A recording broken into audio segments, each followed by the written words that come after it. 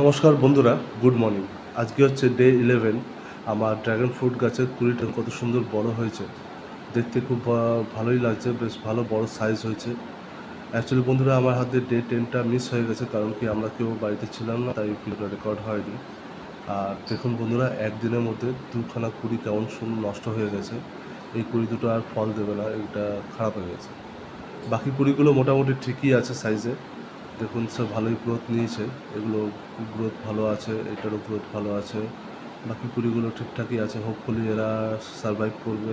কারণ কি আমাদের এখানে এত বৃষ্টি হচ্ছে, আমার মনে হয় বৃষ্টির কারণে কুড়িগুলো আমার নষ্ট হয়ে যাচ্ছে। কিন্তু এই কুড়িগুলো এখনও পর্যন্ত বেশ ভালোই রয়েছে।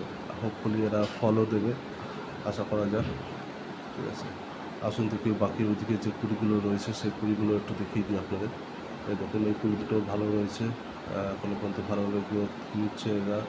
এই কুড়িটা একটু বয়স একটু কম, তাই একটু ছোটো সাইজ আছে মনে হচ্ছে। ঠিক আছে, এখনও পর্যন্ত বেশ ভালোই আছে, সবুজ আছে। সবুজ কালার থাকলে মনে হচ্ছে কুড়িগুলো ভালো রয়েছে, আদারওয়াইজ যদি হলুদ কালার হয়ে যায় মানে কুড়িগুলো একদম নষ্ট হয়ে গেছে, ওটা আর হবে না, ফল ফল দেবে না। আশা করি বন্ধুরা আমার এই ভিডিওটা আপনাদের ভালো লাগলো, আমার ড্রাগন ফ্রুট গাছের যে আপডেটগুলো আপনাদের দিচ্ছি। যদি ভালো লাগে একটা লাইক দেবেন আর আমার ভিডিওটাকে শেয়ার করে দেবেন। থ্যাংক ইউ বন্ধুরা, বাই বাই।